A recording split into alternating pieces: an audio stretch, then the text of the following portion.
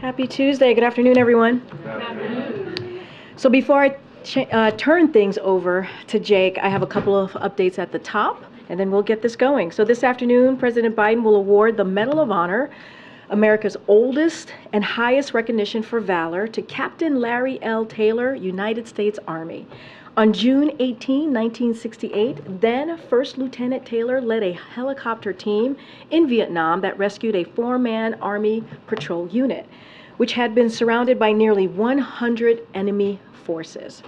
First Lieutenant Taylor and his wingmen braved intense ground fire for more than 30 minutes to provide aerial fire support until they were nearly out of ammunition. With the enemy still closing in on the patrol, First Lieutenant Taylor courageously decided to extract the team of American soldiers on the ground using his two-man Cobra helicopter, a feat that had never been accomplished or even attempted. First Lieutenant Taylor landed his helicopter under heavy enemy fire and with complete disregard for his personal safety. He successfully rescued the patrol team and carried them to a safe location. First Lieutenant Taylor's conspicuous gallantry, his profound concern for his fellow soldiers, and his actions, which went above and beyond the call of duty, are in keeping with the highest tradition of military service. In recognition of his service, he will be awarded the Medal of Honor here today at the White House this afternoon. Now, as you all know, the President believes that education beyond high school should unlock doors to opportunity, not leave borrowers stranded with debt they cannot afford. That's why from day one, the Biden-Harris administration has been working to fix the broken student loan system, make college more affordable, and cancel loan debt for millions of borrowers. In fact, to date, the Biden-Harris administration has canceled more than $117 billion in loan debt for 3.4 million borrowers. And earlier today, the Biden-Harris administration announced that more than 4 million student loan borrowers are enrolled in the administration's new income-driven repayment plan, the Saving on a Valuable Education or SAVE plan. This includes those who were transitioned from the previous revised pay-as-you-earn or repay plan. SAVE is the most affordable repayment plan ever and will save millions of borrowers money on their monthly payments. Student borrowers can visit studentaid.gov/save to sign up today. The application takes less than 10 minutes to fill out for most. And finally, an update on the President and the First Lady since she tested positive for COVID-19 last night. I can tell you that the First Lady is experiencing mild symptoms and will remain in Delaware for the week. President Biden tested negative last night for COVID-19 and tested negative again today. He's not experiencing any symptoms. As far as the steps he is taking, since the President was with the First Lady yesterday, he will be masking while indoors and around people in alignment with CDC guidance. And as has been the practice in the past, the President will remove his mask when sufficiently distanced from others indoors and while outside as well. The CDC guidelines recommend a combination of masking, testing, and monitoring for symptoms. The President is doing all of that in close consultation with his physician.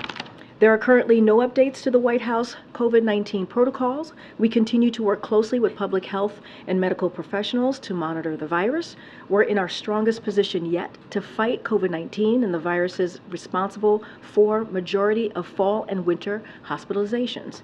As we head into the fall, we have more tools and systems available today to help communities this fall and winter season, including safe updated vaccines that will be available mid-September, widely available at-home COVID tests, widely available effective treatments which can reduce the risk of severe illness, hospitalizations, and death. We will be encouraging, as I have said before, Americans to get their updated COVID-19 vaccine in addition to their annual flu shot and also RSV vaccines, as you all know. With that, thank you, Jake, for your patience. Jake is going to talk about the President's travel to India and any other foreign policy questions that you may have. The podium is yours.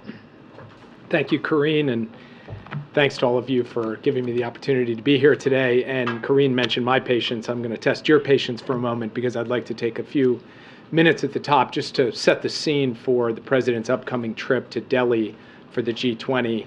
and to Vietnam to elevate our partnership with Vietnam. On Thursday, the President will travel to New Delhi, India to attend the G20 Leaders Summit. On Friday, President Biden will participate in a bilateral meeting with Prime Minister Modi of the Republic of India. And on Saturday and Sunday, the President will participate in the official sessions of the G20 Summit. As the President heads to the G20, he's committed to working with emerging market partners to deliver big things together. That's what we believe the world will see in New Delhi this weekend. The United States' commitment to the G20 hasn't wavered, and we hope this G20 summit will show that the world's major economies can work together even in challenging times. So as we head into New Delhi, our focus is going to be on delivering for developing countries, making progress on key priorities for the American people, from climate to technology, and showing our commitment to the G20 as a forum that can actually, as I said before, deliver. And thanks to the leadership of Prime Minister Modi and India's presidency, we hope we'll be able to do all of those things. We're also looking forward to warmly welcoming the African Union as a permanent member of the G20, the newest permanent member. We believe that the African Union's voice will make the G20 stronger. Let me say a few more words stepping back about what the United States is bringing to the table as we head into this summit. Here at home, President Biden has worked to rebuild the American economy, as you've all heard him say, from the bottom up and the middle out, by making smart investments in the industries of the future while tackling climate change and empowering workers. And we believe that those investments are paying off.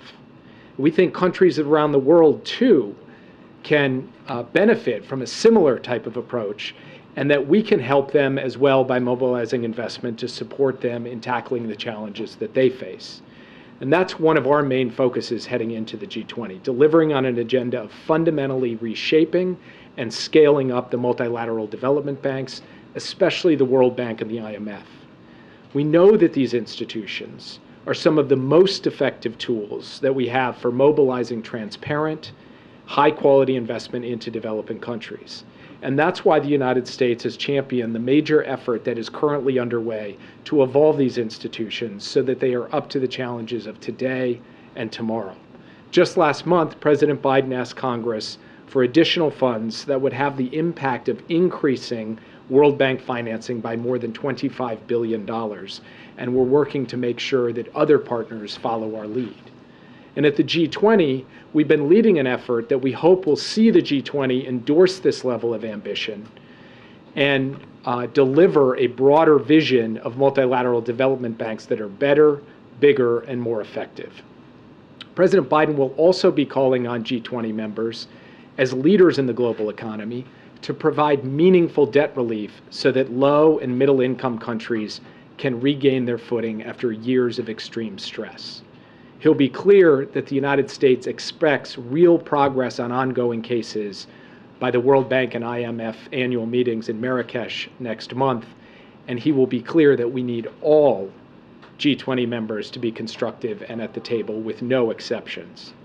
We'll also be making progress on other key priorities, from climate to health to digital technology, including commitments with respect to a more inclusive digital transformation and a responsible path and approach to AI development. In addition, we'll spotlight the progress that we've been making on the Partnership for Global Infrastructure Investment, or what we call PGI. We'll have some announcements that we're excited about. Now, we know that there'll be continued focus on how the G20 deals with Russia's illegal and ongoing war in Ukraine. The reality is that Russia's illegal war has had devastating social and economic consequences, and the poorest countries on the planet are bearing the brunt of that. As he has done before, President Biden will call for a just and durable peace, one founded in respect for international law, principles of the UN Charter, the precepts of territorial integrity and sovereignty, and he will continue to emphasize that the United States will support Ukraine for as long as it takes to redeem these principles. Last but not least, and this is important, you'll see that the United States will make it clear that we remain committed to the G20 as a critical forum for all of the major economies of the world to come together for global problem solving. At a moment when the international economy is suffering from historic and overlapping shocks, it's more important than ever that we have a working forum with the world's largest economies to deliver meaningful outcomes. So in a sign of that commitment, the United States is looking forward to hosting the G20 in 2026. Now, turning briefly to Vietnam. On September 10th, the President will travel to Vietnam to meet with the General Secretary and Vietnam's top leadership. Building on President Biden's string of diplomatic successes in the Indo-Pacific just this year, this visit is a remarkable step in the strengthening of our diplomatic ties, and it reflects the leading role that Vietnam will play in our growing network of partnerships in the Indo-Pacific as we look to the future. For decades, the U.S. and Vietnam have worked to overcome a painful shared legacy of the Vietnam War, working hand in hand to promote reconciliation, with our service members and our veterans lighting the way, work that is dear to the President's heart, particularly in light of his close friendship with Senator John McCain. As we survey common challenges on everything from the South China Sea to critical and emerging technologies, the United States and Vietnam will chart out a vision for facing the 21st century together with an elevated and energized partnership. And finally, Vice President Harris is traveling literally as we speak to Jakarta, Indonesia, to attend the U.S.-ASEAN Summit and the East Asia Summit, and to engage with leaders from across the Indo-Pacific from September 5th to September 7th. Her upcoming visit will be her 4th visit to the Indo-Pacific in 2 years and her 3rd visit to Southeast Asia. Vice President Harris has met with more than 36 presidents and prime ministers from the Indo-Pacific. And throughout her work, she is focused on strengthening alliances and partnerships, driving economic growth in the United States, and upholding international rules and norms. At both summits, the Vice President will underscore the United States' enduring commitment to the Indo-Pacific generally and to ASEAN centrality specifically. And we look forward to having her be able to report back to the President on those trips as the President embarks on his own trip to India and Vietnam. I told you that I was going to test your patience a bit. I think I made good on my promise. So with that, I'd be happy to take your questions. Yeah. Given what we know about how COVID works, I understand the President is negative now, but are you planning for any contingencies in case he does test positive in the coming days or during the trip? Could he attend any of these meetings virtually? Are you thinking ahead to that? I'll let Karine speak to COVID planning here at the White House, as it's beyond my ken. But of course, we have long experience now from the early days of the administration in managing for situations in which COVID plays a role in summits. And, we've seen various leaders at various times participate virtually in events. But in terms of specific contingency planning here from the White House, Karine can speak to that. And just one more. On Sunday, the President said he was disappointed that President Xi was not going to be attending the G20, but then he said, I'm going to get to see him. What did he mean by that? Has something been scheduled here? Nothing's been scheduled, but the President has said before that he's looking forward to picking up the conversation that he had with President Xi in Bali last year, and he fully intends to do that in the months ahead. Yeah. Jake, thanks so much. Can you, just following up on that point, give us a sense of the timing? Do you think that that conversation might take place in the coming weeks, in the coming months? I can't give you a sense of timing today. Okay, and on North Korea, very quickly, there are obviously reports that Kim Jong-un could be poised to visit Russia. This comes as the White House has recently said arms negotiations between North Korea and Russia were, quote, actively advancing. What is the latest assessment of the state of play between those two countries? Well, actively advancing captures it well. Our current analysis is that discussions between North Korea and Russia with respect to North Korea providing military support to Russia for its war in Ukraine, that those discussions are actively advancing. Most recently, we saw the defense minister of Russia, Sergei Shoigu, make a trip to Pyongyang, in essence, to ask for weapons. And we also have information, as we have indicated publicly, that North Korea's leader, Kim Jong-un, has some expectation that those discussions will continue as we go forward, including leader-level discussions, perhaps even in-person leader-level discussions. Now, I can't get into all the details of what we know, but at the broad parameters, that is what we are seeing. Ongoing discussions and discussions where we have information that the leadership of North Korea sees this as potentially leading to leader-level engagement. And I would just add that we have been discussing publicly the possibility of North Korea supplying weapons to Russia for quite some time.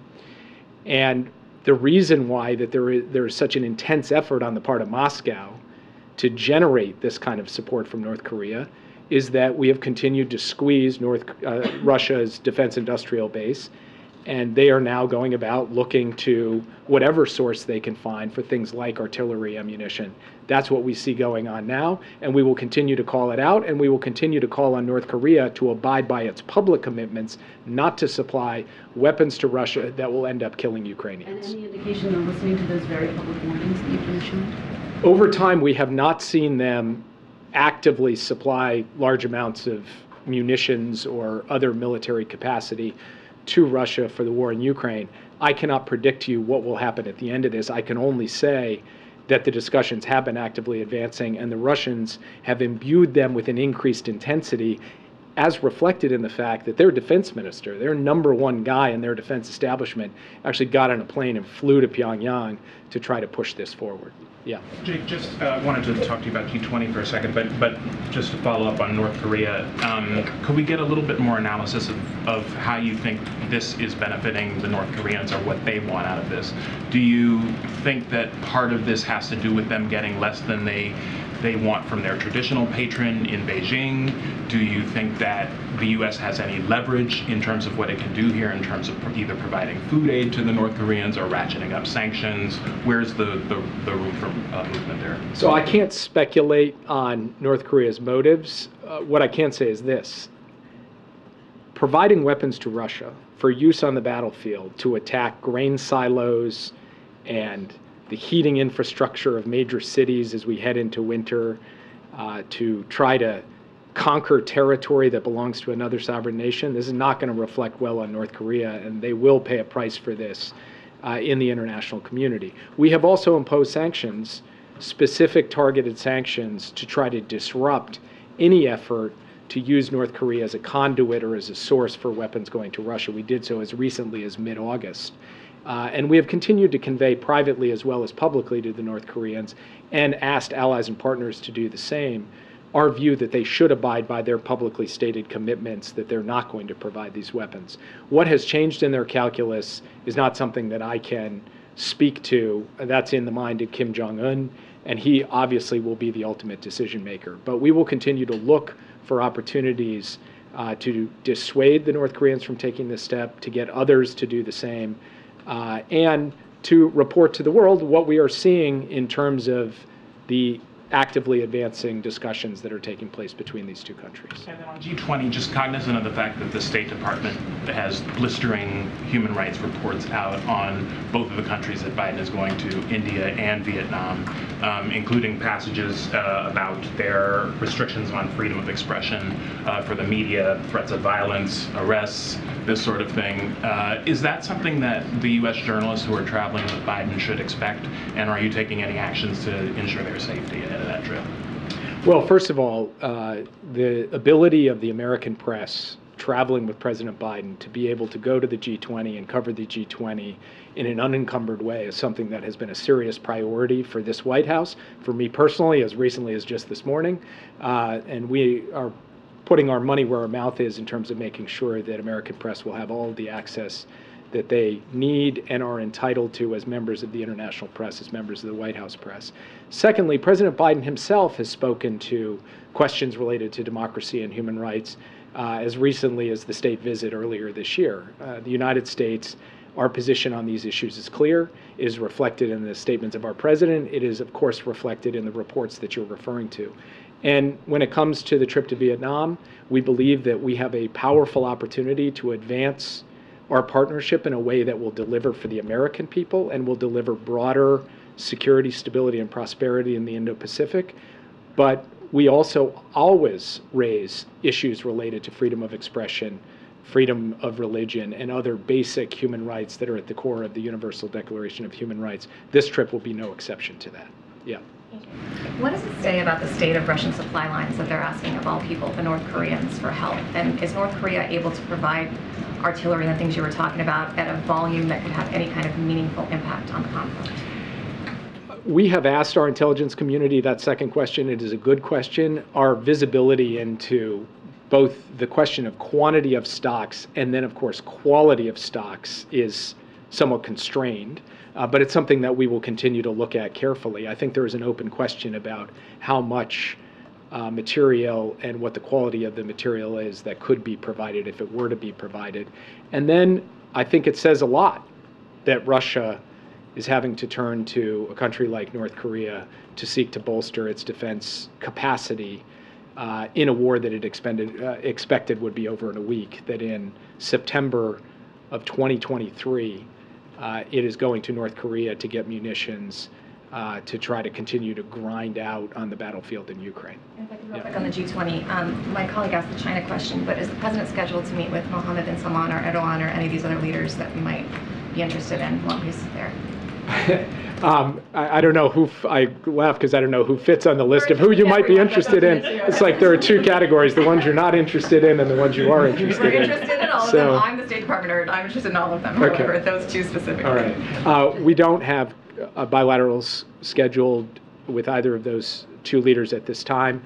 I'm not going to speak to how the schedule will shape up over the course of the coming days. And as you know, there's a certain dynamic element to this, which is all of these leaders in a very confined space with time on the margins. So some of the bilateral engagements, as you saw last year in Indonesia, will likely be announced at the last minute. And we will do our darndest to make sure that they are done in a way where the U.S. press has the ability to participate in them. Yeah. Thank you. The Bali communique said that most members of the G20 condemned the war in Ukraine. What progress has been made in the last 10 months to get India and China on board with that position? Well, first of all, India signed on to the statement, most members. It was, as I recall, Russia who was the main objector to the proposition that so many of the other members of the G20 signed on to. I don't expect that Russia is going to flip its position on the Ukraine war this year. So to get absolute consensus on a statement on Ukraine is challenging because you've got Russia seated at the table, albeit not at the leader level because Putin isn't going to be there. But the fact that most members of the G20, as most members of the UN General Assembly, continue to hold the position that Russia's war was illegal in violation of the UN Charter and that this war must end on terms consistent with the UN Charter, that is the result of months of hard diplomacy by the United States and our partners, and it continues to reflect where international sentiment is on this issue. And what assurances has the administration received from Congress that the U.S. will be able to continue funding Ukraine's defenses going forward? Well, we are working closely with the Congress, as you know, right now on a supplemental funding package that the President has submitted, seeking funding through the end of the year. We've been working with both the Senate and the House. We've had constructive conversations on a bipartisan basis in both chambers.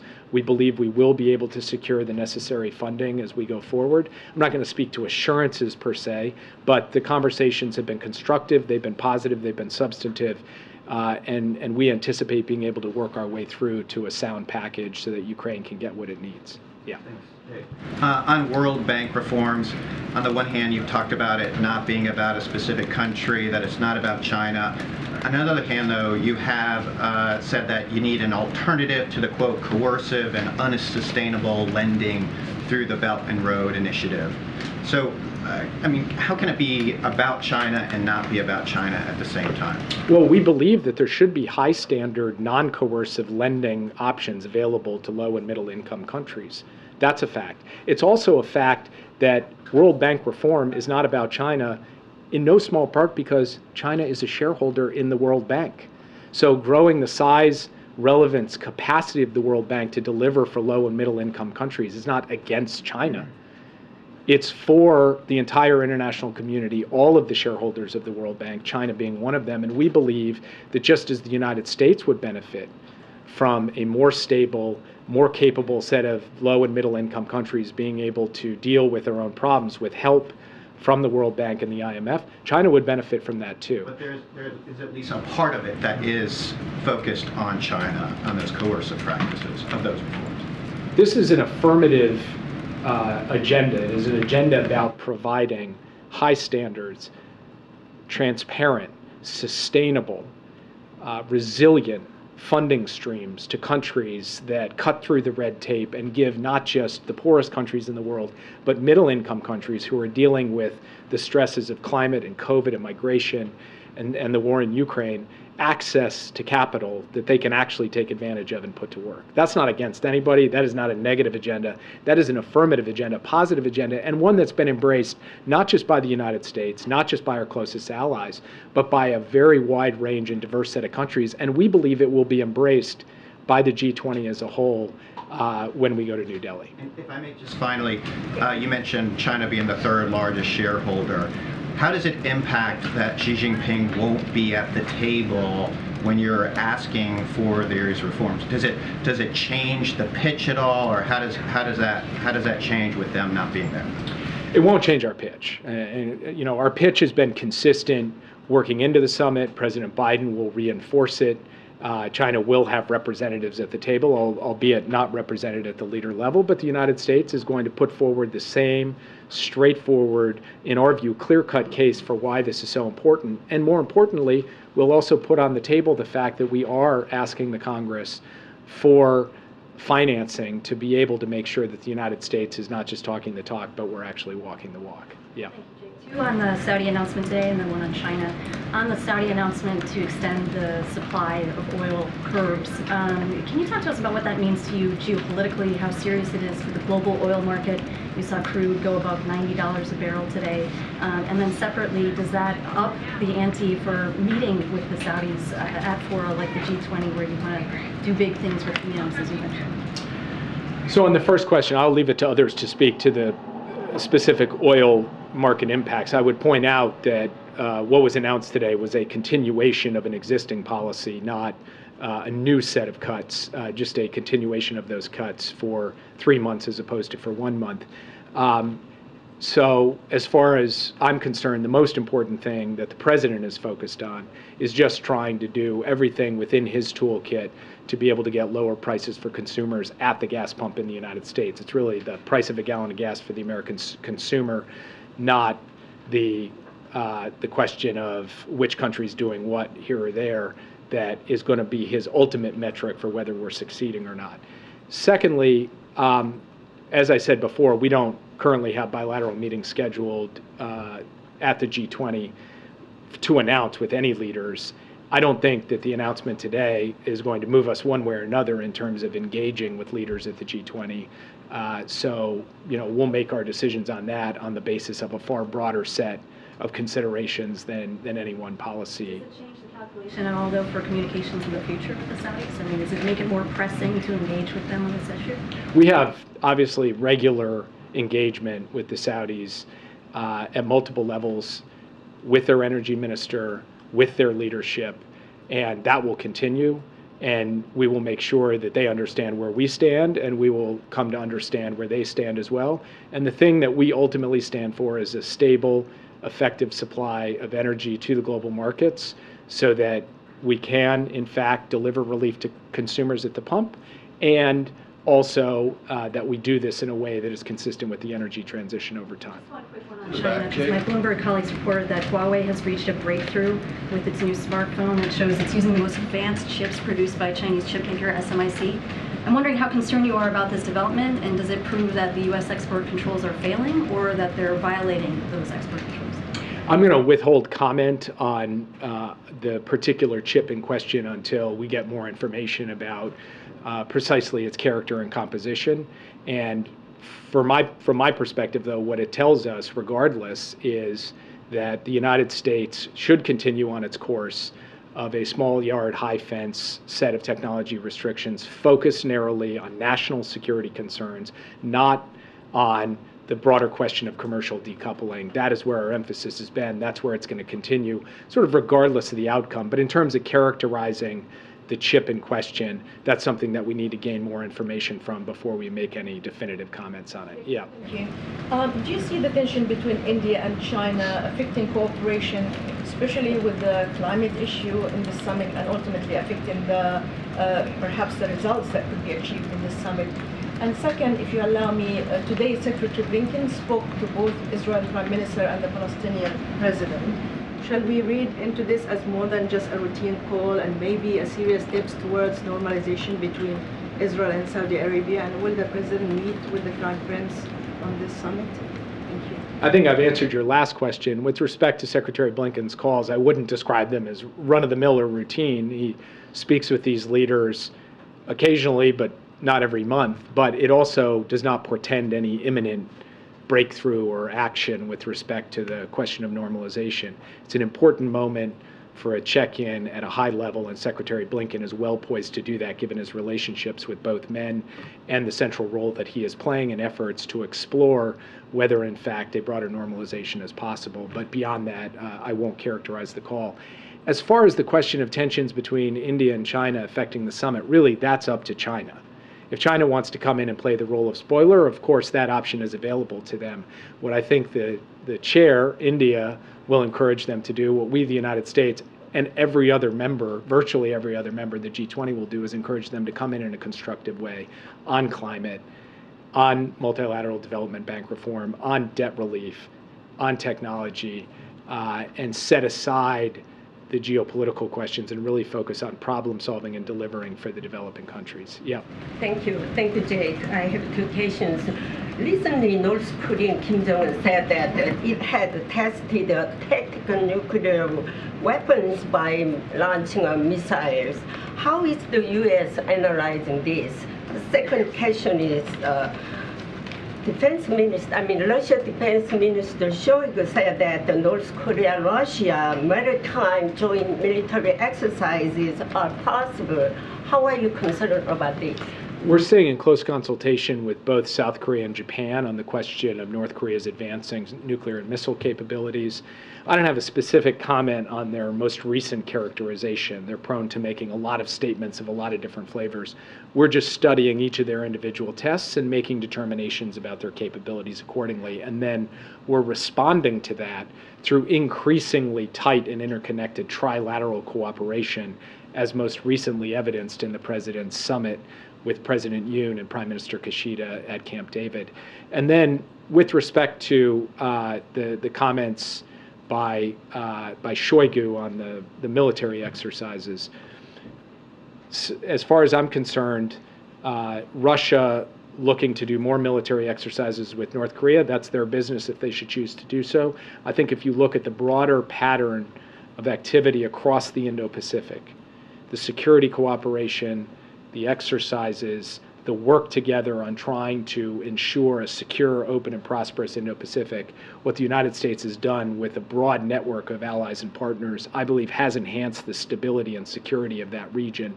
And the year 2023 has been a year of substantial progress in that regard, delivered by President Biden, from our relationship with India to Southeast Asia, to Australia, to the Pacific Islands, and then, of course, to Korea and Japan. So we're quite hopeful about the progress we have made in enhancing our own deterrent capability, our own security and prosperity, and we'll let other countries and the relationships they're developing speak for themselves. Yeah.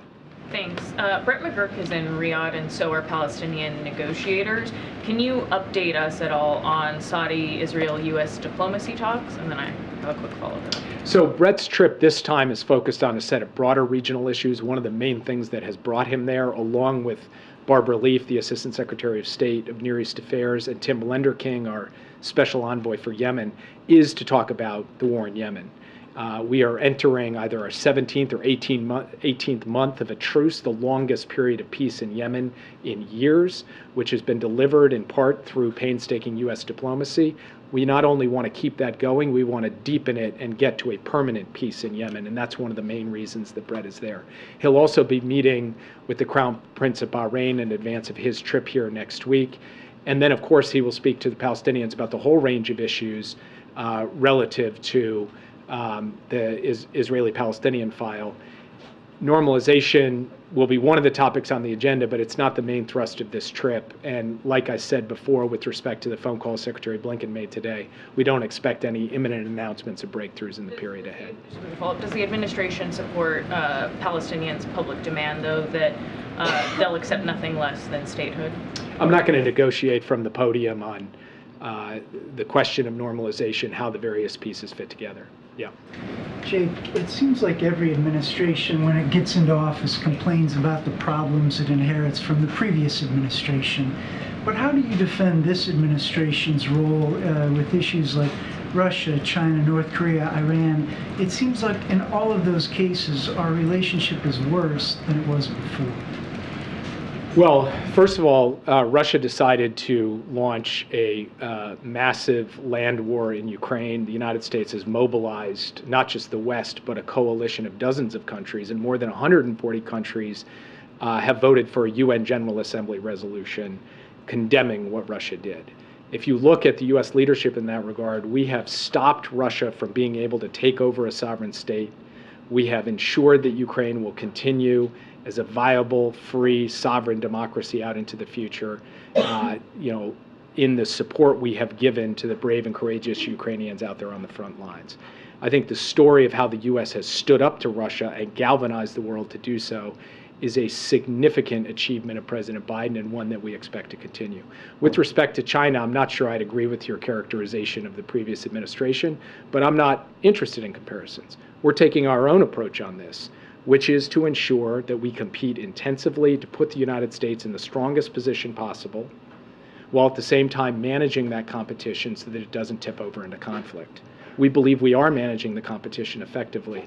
And from the question of what we inherited to where we are today, if you look at the U.S. economy and you look at China's economy, if you look at the U.S.'s alliances and the strength that we have built up in the Indo-Pacific and beyond, we feel very good about the strategic position of the United States in terms of the unfolding competition. With respect to Iran, I would just point out that under the administration before the previous guy, Iran's nuclear program was in a box. The last guy let it out of the box. We are now trying to manage the results of that decision, and we are doing so while deterring Iran from going for a nuclear weapon. We have thus far been able to do that. It's something we remain vigilant about every day. And finally, with respect to North Korea, the previous administration believed that if it simply engaged in summit-level diplomacy, it could end North Korea's missile and nuclear program. By the time we took office, North Korea's missile and nuclear programs had accelerated dramatically. The most important breakthrough we had seen from them, the first test of an intercontinental ballistic missile, that didn't happen on Joe Biden's watch. That happened before he came to office. So we are dealing with the inheritance, not just of the last administration, but multiple administrations on North Korea. And we are doing so in a way where we have drawn more closely together the U.S., Japan, and Korea in a historic summit that has strengthened our capacity to deter and defend the interests of the United States and our allies and partners going forward. So if you look at the overall position of the United States as it relates to those four countries, as it relates to our broader alliances and partnerships, and as it relates to the underlying sources of national strength, our manufacturing, our infrastructure, our technology, all of this, we believe we will leave better than we found it by the time President Biden exits this office. Yeah. Thanks, Jake. I wanted to return to the Ukraine supplemental, and you said that you believe that you'll be able to secure the necessary funding. I was hoping you could talk a little bit about why you believe that, and whether it's getting harder to get those supplementals through Congress, and also why the administration doesn't do more to sell the American public on the need for those requests. So, on the first question, our view is that the strong bipartisan support for Ukraine in the Congress, in both the House and the Senate, has been on evidence, has been on display, not just in the past votes for Ukraine funding, but in the current public statements of critical members of both parties in really important positions in the Senate, as well as key chairs of committees in the House. And so we believe that there is still, while there are some dissonant voices, a strong core on a bipartisan basis of support for ensuring that we continue to provide Ukraine with the support that it needs, because it's fundamentally in America's national interest to do so. And with the question of quote unquote selling it, the president has made clear repeatedly since this conflict began what the stakes are for the American people. That letting Russia run roughshod over Ukraine would put Europe at risk, and we know what happens when a marauding, aggressive, hostile power places the continent of Europe at military risk. It comes at much greater cost, not just in American treasure, but in American lives later. And so let's make the investments now to ensure we uphold the fundamental rules of the international order. The president has made that case repeatedly. We believe if you actually look at where public attitudes are, that they have been surprisingly resilient despite the constant assertion that the bottom is going to fall out from underneath them. And similarly, we believe support will hold up in the Congress for us to be able to continue to provide Ukraine with the support that it needs. But we don't take that for granted. That's something we need to go work at every day, consult with members, ensure we're answering their questions, ensure accountability for every dollar that's spent, ensure that our allies and partners are stepping up and doing the burden sharing so that they're carrying their fair share of the load. We're doing all of those things too. And I think in a dynamic discussion with the Congress, we believe that we can secure a good funding package when all is said and Do you done. feel like support is still steady rather than eroding in terms of monetary support for Ukraine? What I will say is we believe that there is still a strong base of bipartisan support in the Congress to pass a material package that Ukraine needs to be able to not just sustain its gains on the battlefield, but also to ensure that those gains can be consolidated and not rolled back as we go forward. Yeah. Thanks, Jake. A member of your team said in recent days that the administration is actively negotiating with the Maduro regime in Venezuela about exchanging sanctions relief for concrete steps toward democratic elections. Do you believe that Maduro has any actual interest in democratic elections? Look, I'm not going to speak to promises, pledges, hopes for the future. The administration's position has been clear and consistent for a long time. We're prepared to engage in discussions about specific sanctions relief in return for concrete steps that lead us towards a free and fair election. So our measurement is not about promises. It's not about what we may get on the come. It is about getting clear, concrete benchmarks and steps along the way. And I'm not going to characterize any current diplomatic discussions in that regard, just to state that that is our North Star. We're going to judge by actions, not by words. And that's how we approach our sanctions relief policy, not just with respect to Venezuela, but other countries as well. And yeah. Just on Haiti quickly, with the General Assembly coming up at the UN, what kind of priority of it is it, pardon me, for the administration to pass a resolution through the Security Council that would operationalize a multilateral force in Haiti? And what kind of force do you want to see? Do you want it to have the ability to actually go out front into the streets in Haiti and actually secure, key ports and bridges and stuff? What we're looking to do is to support a multinational force that is fundamentally a policing support mission, not a military mission, and one that is in support of the Haitian National Police, not taking over the sovereign policing capacities from the Haitian National Police. In terms of the precise operational elements of that, how they will operate physically in Port-au-Prince and other parts of Haiti, I'm going to defer that question because the experts are engaging to work out what an operational plan would look like. In terms of New York, it is certainly our priority to get the necessary backing that we feel we need to build for a multinational force and to get the resources necessary. And we've said that we're willing to put forward a substantial investment to do that, and we're asking other countries to do the same. Last question. Given that you said bolstering the World Bank is not about countering China, in this country, credit card delinquencies have spiked, mortgage rates are through the roof, inflation remains a problem. Meanwhile, the federal deficit this year has almost tripled, and the president wants to increase funding to foreign nations through the World Bank. How is that fair to citizen in, say, Scranton? Look, I think citizens in Scranton recognize that problems that happen overseas don't stay overseas. They come here too, at great cost to working people. COVID came here from overseas. When there's massive debt or instability or conflict elsewhere, it has a drag on the global economy, and America is part of the global economy. So our perspective is that for a modest investment from the point of view of the overall size of the U.S. budget to put into ensuring greater stability, greater prosperity, greater capacity in the rest of the world, that is going to end up reducing the costs and burdens on working people in Scranton or Minneapolis or any of your all's hometowns. And frankly, that's not some novel idea. That has been a bipartisan commitment of the United States for decades. And even the last administration, the biggest skeptic of all of this, made investments in foreign aid because those investments are in the naked self-interest of the United States as well as being the right thing to do. Thank you, guys. Thank you so much, Jake. Thank you, Jake. I just have two things, and then we have a few minutes to take a couple more questions. The first one, I actually don't see her in here. It's April Ryan's birthday. I thought she was going to be here. She's not here. Happy 21st birthday, April. And then the second thing is I want to say congratulations here to Kristen Welker on her last day. We were talking earlier, and you said you have covered the White House for about a decade, which makes you what? I don't know, 30 years old? 30. That's great.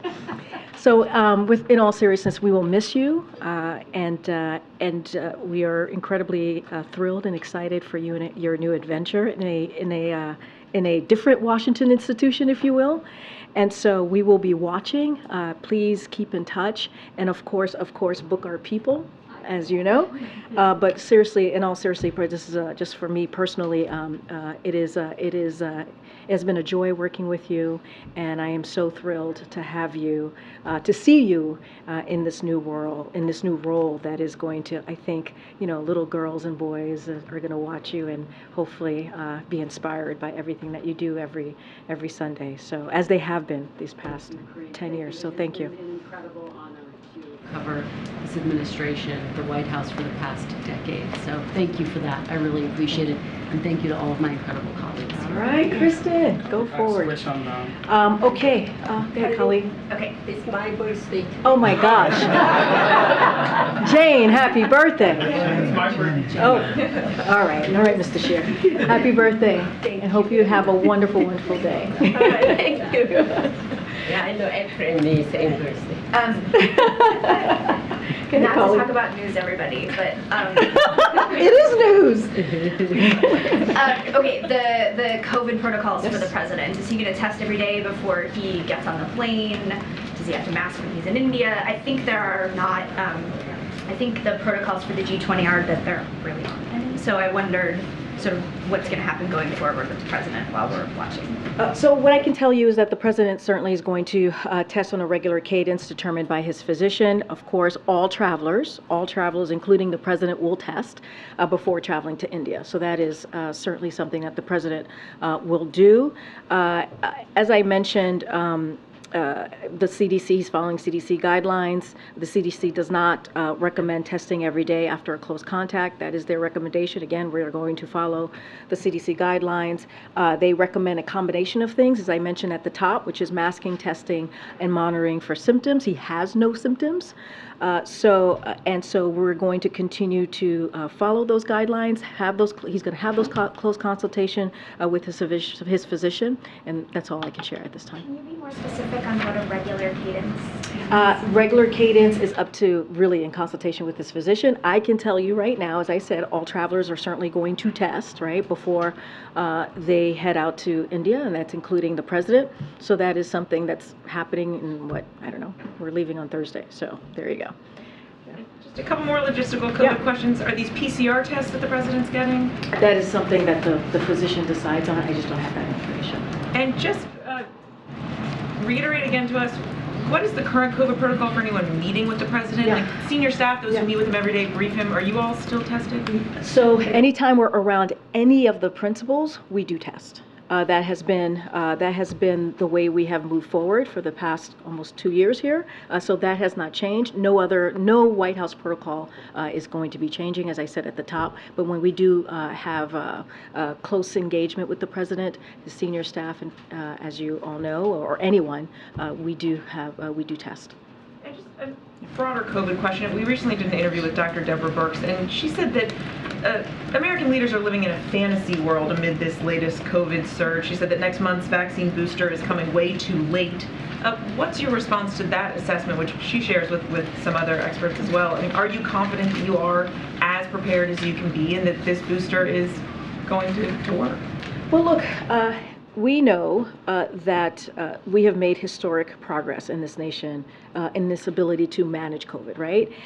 In a way that's no longer meaningful in disrupting our daily lives, right? And that is because of the work that this president has done, of the work that this administration has done. And we actually believe we are in a better place than we have ever been to deal with COVID. And that's because we have tools in our tool belt, right? We have we're going to have those mid-September vaccines, which is going to be incredibly important. We have these home at home tests, which is absolutely important. We have these treatments that we know are effective, so that we can reduce severe illness, we can reduce hospitalization, and we can reduce death. So look, we listen to the experts, the scientists. That's what we do here, and we're going to be continuously working with them, certainly in coordination. CDC and FDA announced these midterm. Why do I keep saying that? These mid-September, yowzer, these mid-September. It passed. Yeah, it passed. So I'm safe. Anyway, so these mid-September vaccines, which are going to be incredibly, we believe, important. If it's also done, let's not forget, the flu vaccine and also the RSV vaccine. All of those things are important, and this is something that the president had made sure that that is available. We feel, again, we are in a very good position to deal with COVID-19 in the fall, and we're going to continue to listen to the experts as we move forward. And just one more. Jake noted, obviously you have some experience on attending summits virtually if need be, but when you look ahead to what the next week looks like and could look like, are you actually thinking logistically through this? Should the president, were he to test positive, halfway there, or I'm just not going to get ahead of that. What I can say right now is that we do not have any changes to any updates or changes to his travel. The president tested negative yesterday. He tested negative this morning, and he has no symptoms. He's feeling good. You're all going to see him in about an hour and see for yourselves. Of course, he's going to be very cautious, and he's going to wear a mask as the CDC guidelines suggest or request. And so, that's how we're going to move forward. We just don't have any updates and changes. I'm just going to repeat what my colleague Jake said, is that, of course, we know how to move forward in these situations. But again, we feel we don't have any updates in any schedule, and the president's feeling fine, and we're going to move forward. On COVID, just to follow on that, the president did have a bit of a cough yesterday during his speech. I'm just wondering if he had any other symptoms or if there's any concern around that. No symptoms at all that's related, that would be related to this current kind of conversation that we're having. Okay, and then you mentioned the mid-September vaccines, and I'm just wondering, because there is this spike of kind of incidents that are happening, is there any concern that is coming just a little bit too late in terms of the immunization that is in the population now? No, totally understand the question. That is, the experts feel that, again, we listen to the experts, CDC, FDA, they got to go through their process in getting these vaccines done and ready to go. That's going to be mid-September. We're, September, 5th? What is it, right? So we're not far from mid-September. And we're going to do our job as we do every time when it comes to new vaccine or any of the tools that are out there. We're going to make sure that we encourage Americans to get those vaccines. We know that these vaccines work, right? We know when people stay up to date with their vaccine, that works. And so that's where I'll certainly leave that. But look, we've experienced increases in COVID-19 during the last 3 summers, so it's not surprising that we're seeing an uptick in this long period, right? It's been a long period of declining rates, so this is not surprising. But again, we're going to make sure that when these mid-September vaccines are available, that we're certainly going to let folks know and give them the information that they need, and also remind them to take your flu vaccine and also RSV shots. All 3 are going to be key and critical as we get into the fall. Go ahead, Joey. Yeah, if President Biden does test positive for COVID in the coming days, we can assume he's not going to travel to India. I'm just not going going to get into hypotheticals. I'm really not. There's no updates to his schedule. That's where we are right now. He tested negative last night. He tested negative today. That's what matters. He's not having any symptoms. Just not going to get into hypotheticals. Good, Karen. Just a quick follow, and then I want to do another topic if I can. Yeah, for sure. So when should we expect the next test update from you? You said the CDC is saying not every day, but he's doing it based on doctors' recommendations. Would he get tested tomorrow and then again on Thursday before leaving? Look, this is something, this regular cadence is going to be up to his physician, a close consultation with his physician. As I just mentioned, all travelers, including the president, is going to get tested before we go to India. We leave for India on Thursday. Today is Tuesday.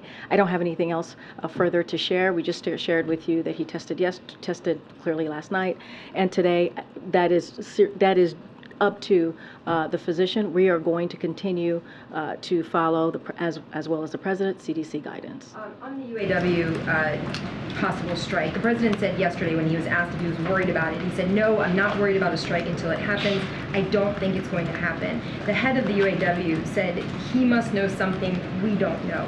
Why is the president confident a strike will not happen? I mean, as you know, Karen, as someone who's followed this president very closely for some time now, he's optimistic. He is an optimistic person, and he's going to continue to remain optimistic as these negotiations continue, and that it will result in a win-win. And remember, this is a president that believes in collective bargaining. He believes on both sides coming to the table, and that with the UAW being at the heart of an electric vehicle future made in America with good-paying union jobs, we believe this is a win-win, right? We believe this is incredibly important, and so we believe as well auto workers should get the wages and benefits they deserve.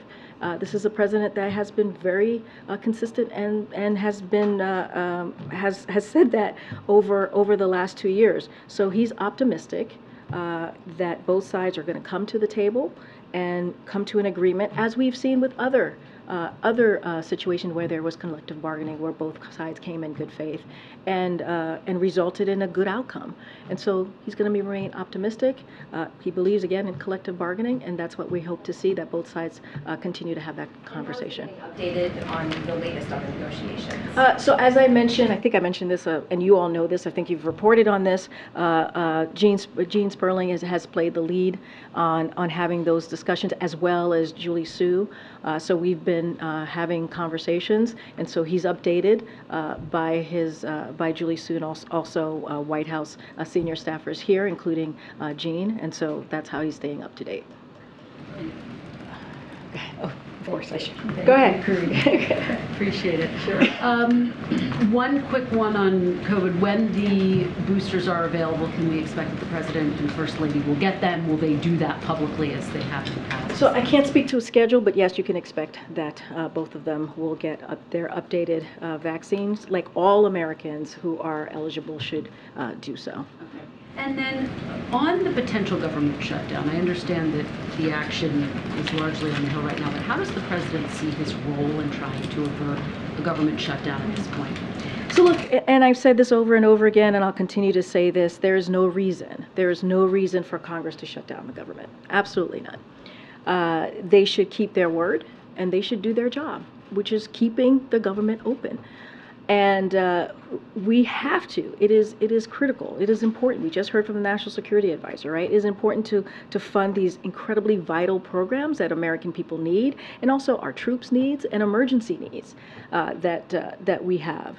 And so there should not be a reason to shut down the government. We believe Congress should do their job. It is their job. It is their job to get this done. Has the president had any conversations about this in recent days? Can we expect him to? Will you read some of those out if he does? So I can't speak to any conversations that he's had. You know, many of these conversations that the president has, we try to keep them private.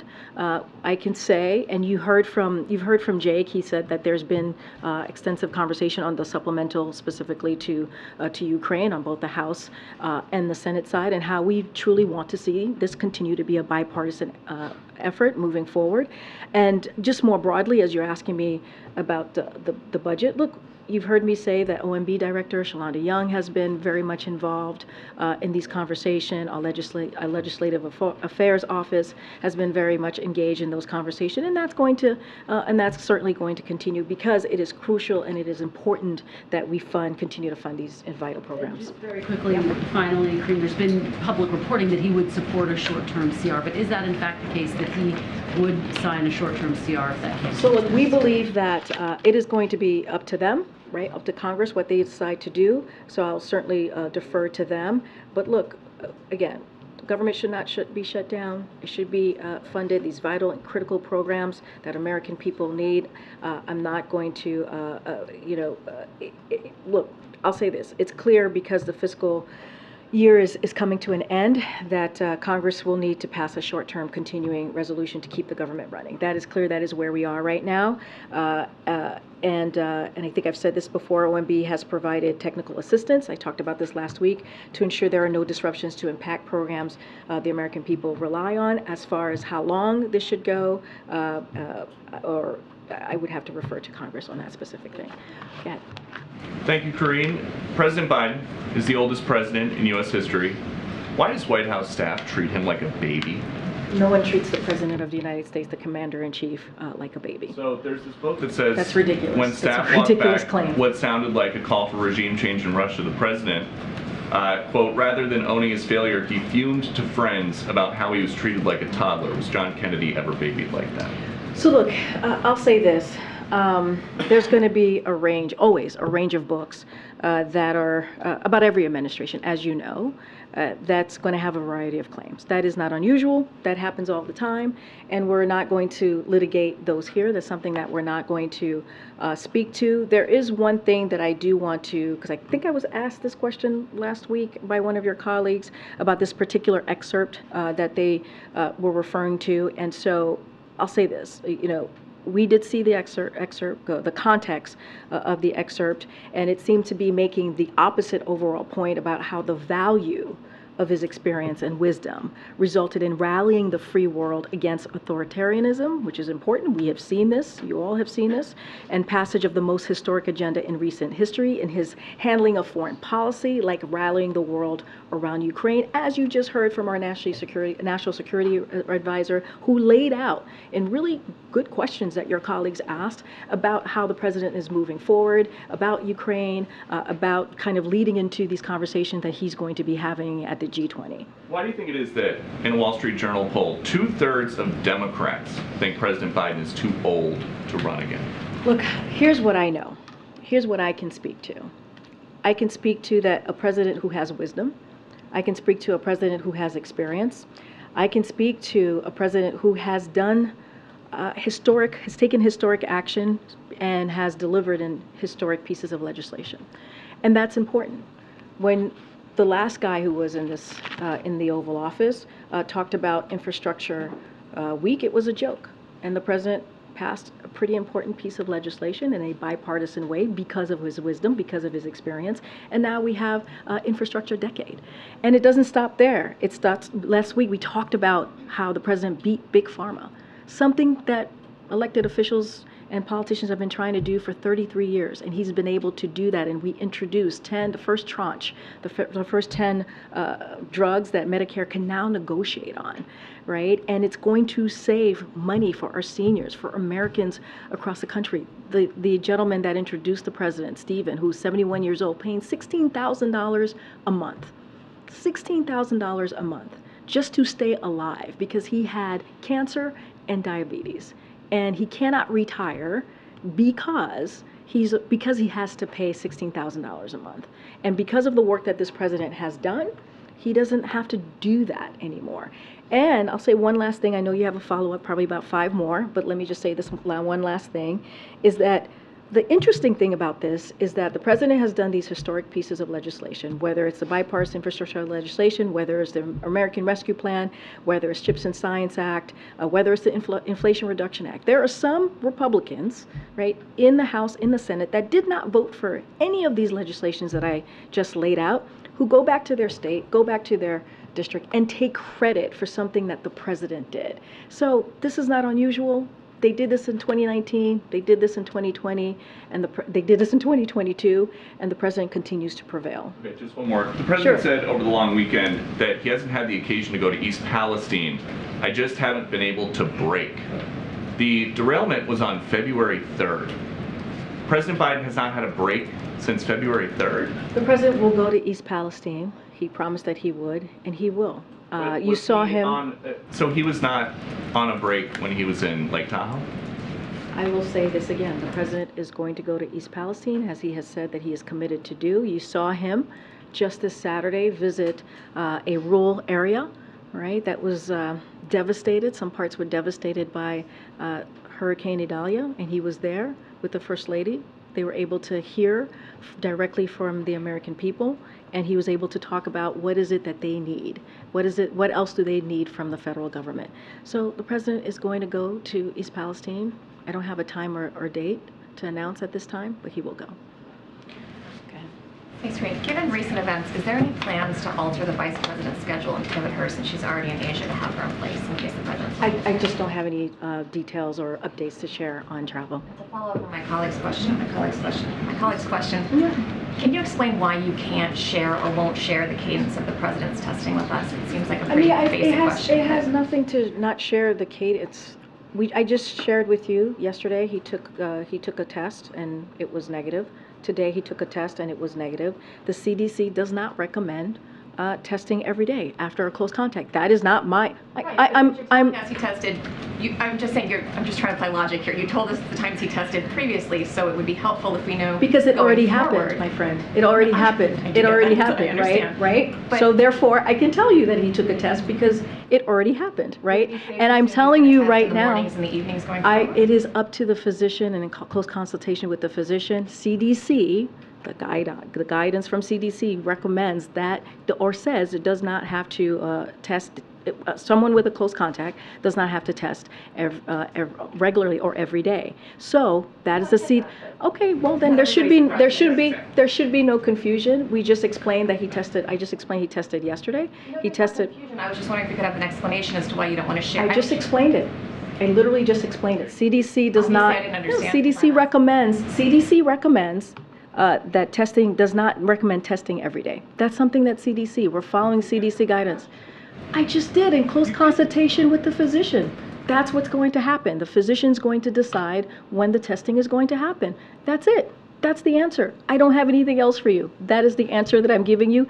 In close consultation with this physician, CDC does not recommend testing every day. That's it. Go ahead. I'm going to call Sabrina. Go ahead. Thank you, Karine. I know Jake wouldn't speak to the components of a possible normalization agreement between Saudi Arabia and Israel, but Prime Minister Netanyahu has said that the issue of Palestine is more of a checkbox in the negotiations. Does the White House agree with that assessment?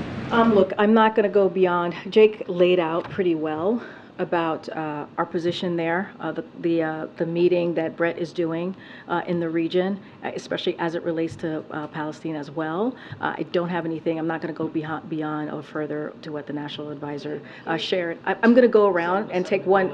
Yes. Go ahead, Brian. Thanks a lot, Karine. I was going to ask about the deficit. Yeah. The federal deficit is projected to increase this year over last year. During Biden's term, it decreased in the first 2 years. It's going to increase this year. What's President Biden's response to that, and what's his assessment of the reasons that the federal deficit is increasing? So a couple of things, and I know one of my colleagues have spoken to this before. Deficits from year to year can be volatile, and so that's kind of how we have tracked that. But the reality is the president has a real plan, as we've laid out multiple times, to reduce the deficit, and we don't see Republicans having a real plan. And so the deficit has fallen by more than $1 trillion under the this president, and he has signed legislation to cut the deficit by another $1 trillion. So the president's budget would reduce the deficit by further $2.5 trillion by cutting wasteful spending on special interests and making big corporations and the rich pay their fair share. So that's what we're trying to do. And by contrast, what you're seeing from our Republican colleagues on the other side is that, especially when President Trump and congressional Republicans, what they did during his administration is that they added $2 trillion to the deficit with a tax cut that skewed, obviously, to the wealthy and large corporations. So what we are going to do is we're going to continue to fight for Social Security. We're going to continue to fight for Medicare, health care. We're going to continue to make sure we do what we can to, the president believes in moving forward with his economic plan in a fiscally responsible way. And so that's what we're going to continue to do here. It's going up, but why is it? I just said it can be year to year, it can be very volatile. I mean, he said in March in Baltimore in a speech, our plan is working to decreasing the deficit. Right, and we have seen the it's not. deficit fallen by more than $1 trillion under this president, right? But as I stated at the top, it could be volatile, and that's why the president has taken action, right? More than $2 trillion to lower the deficit, and that's what he's going to continue to do.